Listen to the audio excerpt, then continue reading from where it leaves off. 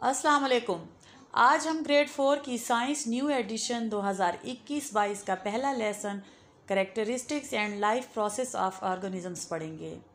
Living and non living की पहचान के लिए ये 7 पिछली वीडियो का हवाला दे रही हूँ। हमारा टॉपिक है living and non living things. बच्चों, क्या आप जानते हैं कि ज़मीन पर 2 बुनियादी चीज़ें living and non living things हैं। लिविंग थिंग्स क्या होती हैं और उनको किस चीज़ की ज़रूरत होती है? आपके इर्द गिर्द मौजूद वो चीज़ें जो सांस लेती हैं, हरकत करती हैं और मल्टीप्लाई यानी ज़्यादा होती हैं, लिविंग थिंग्स कहलाती हैं। और इन लिविंग थिंग्स को खुराक, पानी और हवा की ज़रूरत होती है जिससे ये बढ़ती हैं। इसके बरक्स आपके इर्द गिर्द बहुत सी ऐसी चीज़ें हैं जो ना सांस लेती हैं, ना हरकत करती हैं और ना मल्टीप्लाई होती हैं। मसलन अगर हम इस एक बुक को, कप, पेन या बॉल को इस टेबल पर रख दें तो ये अगले 10 साल तक भी इसी हालत में पड़ी होंगी। ना इनकी नशोनुमा होगी, ना हवा, पानी और खुराक की कमी से ये मर जाएंगी। इसलिए वो तमाम चीज़ें जो ना सांस लेती हैं, ना हरकत करती हैं, ना उनकी रिप्रोडक्शन होती है, नॉन लिविंग थिंग्स कहलाती हैं। हम एक डॉग की मिसाल लेते हैं। ये बढ़ता है, इसे हवा की ज़रूरत होती है, इसे खुराक की भी ज़रूरत है, इसकी नस्ल भी बढ़ती है और इसको दर्द भी महसूस होता है। जबकि ये एक पत्थर है जो ना बढ़ता है, ना इसे हवा और खुराक की ज़रूरत होती है, ना ही ये बच्चे देता है और ना इसे तकलीफ़ महसूस होती है। तो बच्चों, आप समझ गए कि वो तमाम चीज़ें जो खाती, सांस लेती, बढ़ती और रिप्रोड्यूस होती हैं लिविंग थिंग्स कहलाती हैं। लेकिन जो चीज़ें ना खाती हैं, ना सांस लेती हैं, ना उनकी नशोनुमा होती है और ना वो बच्चे देती हैं, वो नॉन लिविंग थिंग्स कहलाती हैं। इसलिए बच्चों, आपको एक वर्कशीट दी जा रही है, इसमें आप नॉन लिविंग थिंग्स पर टिक लगाकर उनकी निशानदेही करें और तारीफ लिखें। शुक्रिया। जाने के बाद घर से स्कूल तक के रास्ते में नज़र आने वाली जानदार और बेजान चीज़ों की लिस्ट बनवाएं।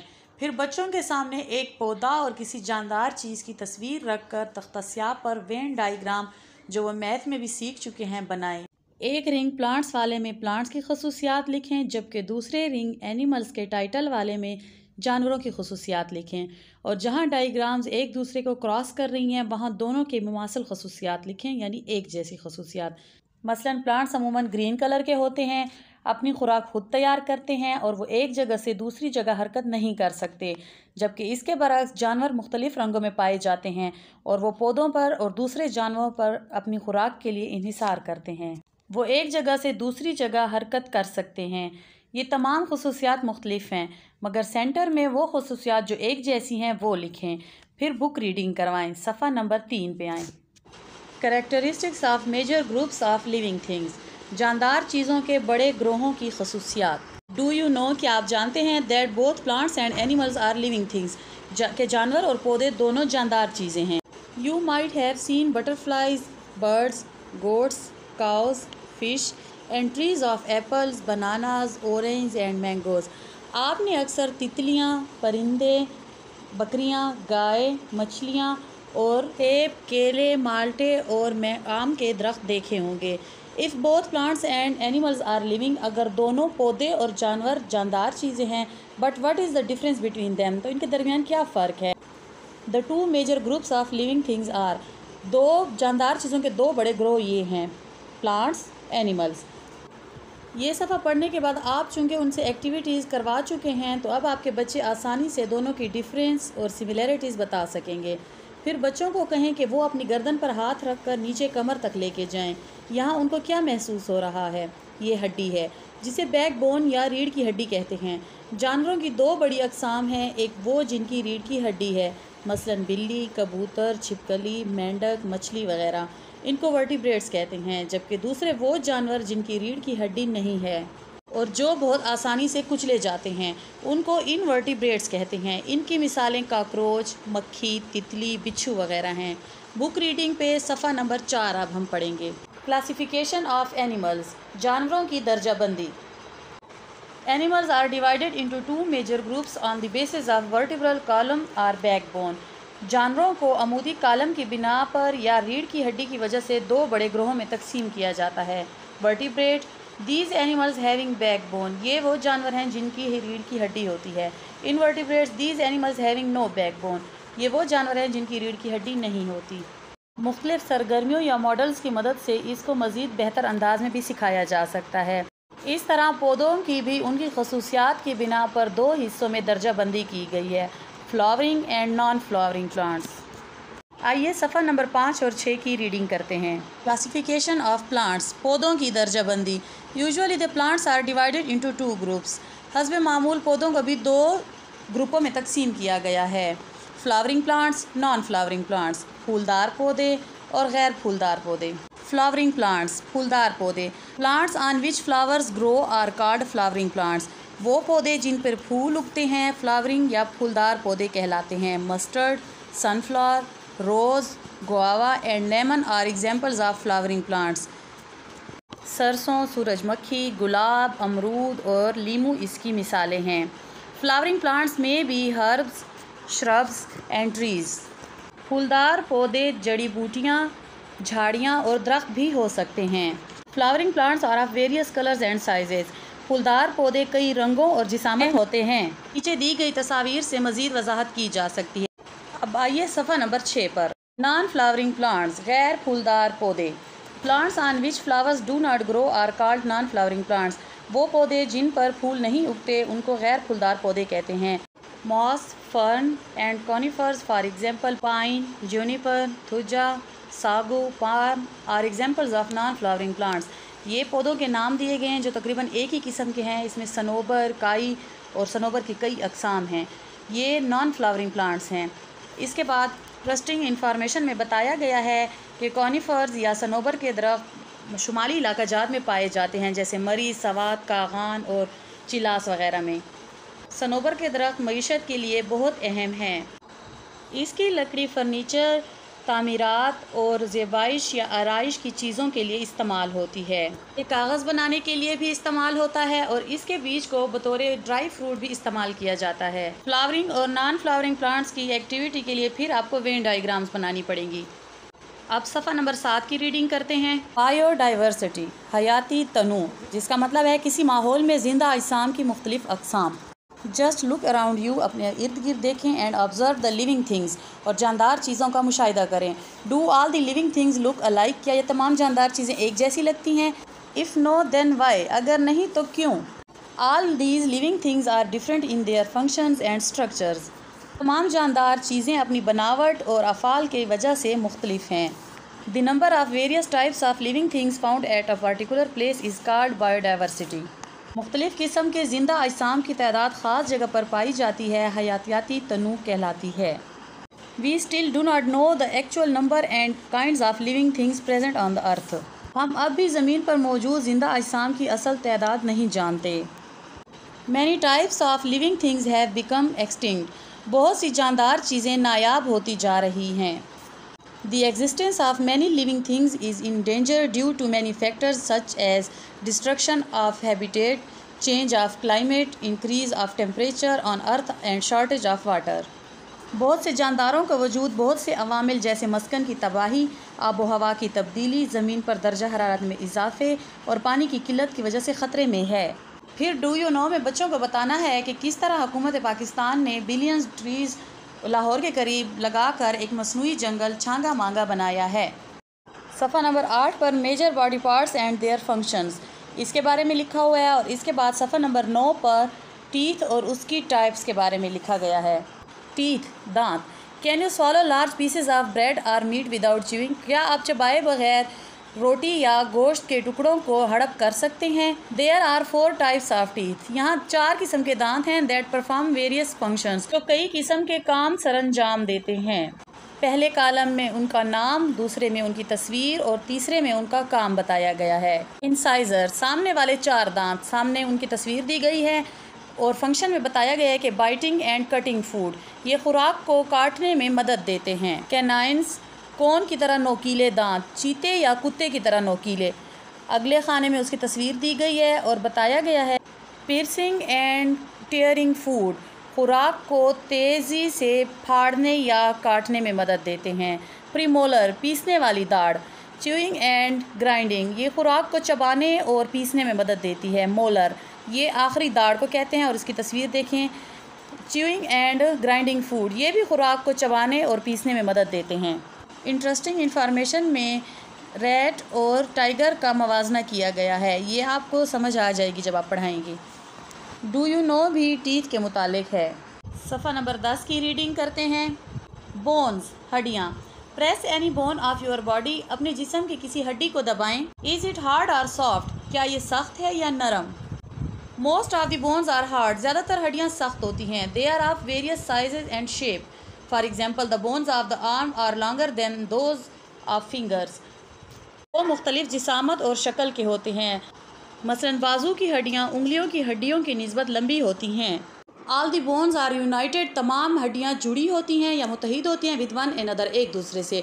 Eight the joints forming a frame called skeleton, और जोड़ एक फ्रेम या खाका बनाते हैं जिसको ढांचा कहते हैं।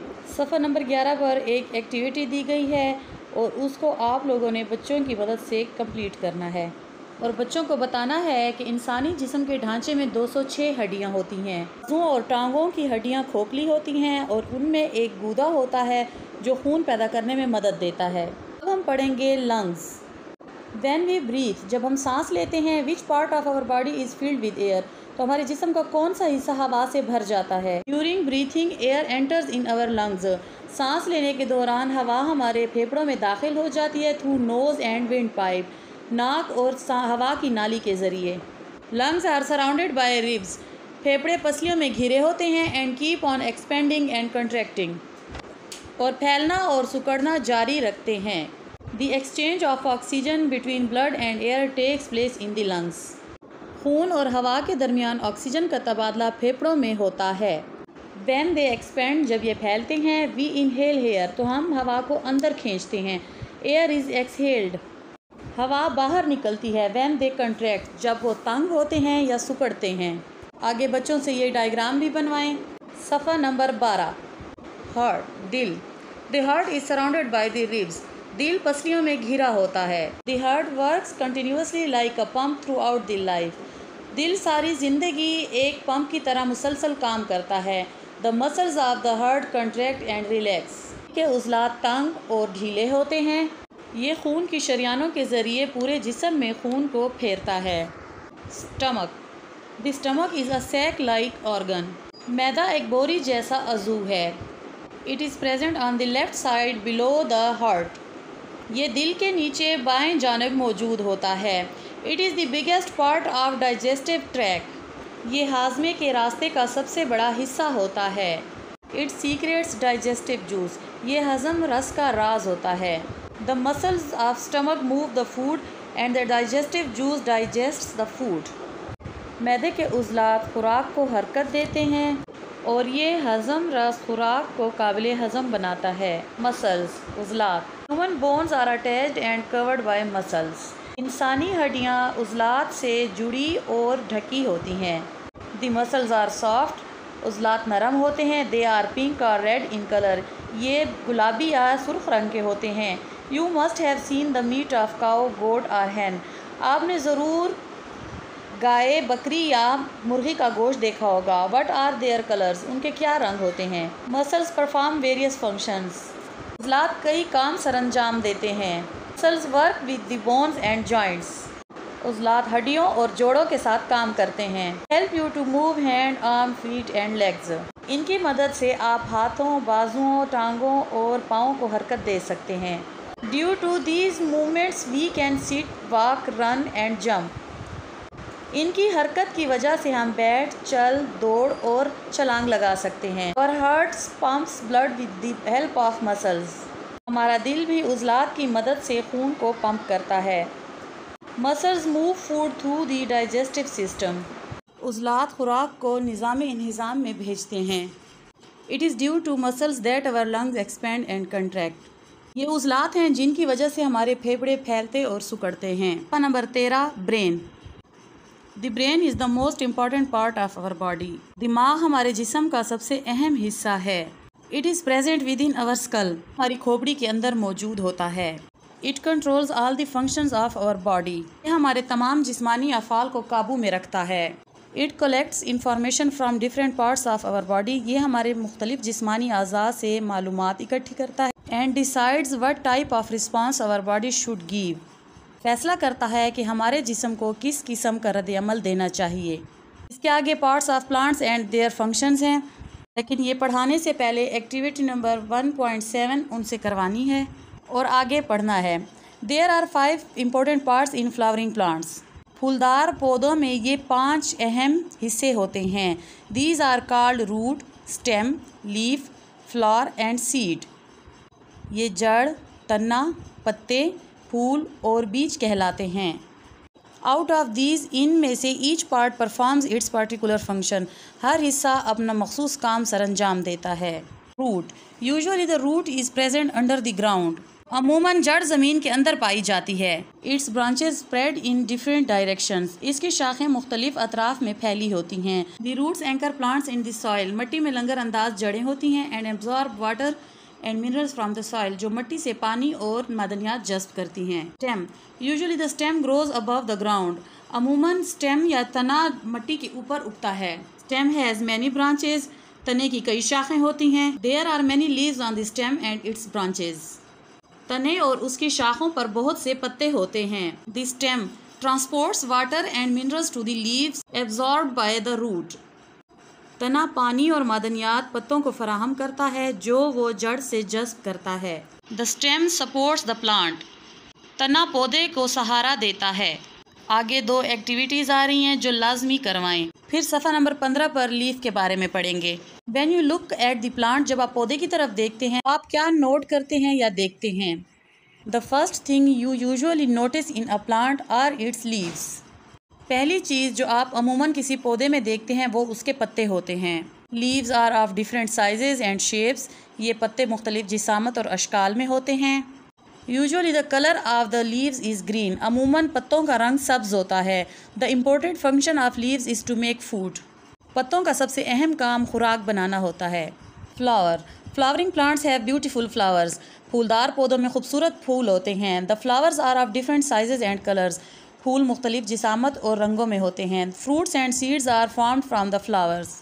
फूलों से फल और बीज बनते हैं। आगे एक्टिविटी है, फिर उसके बाद है seed. When seeds are being formed within the flower, किसी फूल के अंदर बीज बनते हैं। The area surrounding it ripens into fruits, तो उसके इर्द गिर्द के इलाके में फल पुख्ता होता है। Some fruits such as mango, apricot, peach etc। कुछ फल जैसे कि आम, खुबानी और आड़ू वगैरह हैव ओनली 1 सीड। उनका सिर्फ एक बीज होता है। Some fruits have many seeds. कुछ फलों के बहुत से बीज होते हैं। Such as watermelon, papaya, guava etc। जैसे कि तरबूज, पपीता और अमरूद वगैरह। When a seed is sown, जब एक बीज बोया जाता है, a new plant germinates from it, तो उससे एक दूसरा पौधा मुंह पाता है या उगता है। आगे एक्टिविटीज़ कराएं और इसके साथ ये हमारा ग्रेड 4 का साइंस का पहला लेसन ख़त्म हो जाता है। इसकी एक्सरसाइज हम इंशाल्लाह अगली वीडियो में करेंगे और वो वीडियो देखने के लिए इस वीडियो को लाइक, शेयर और सब्सक्राइब करें। शुक्रिया। अल्लाह हाफिज़।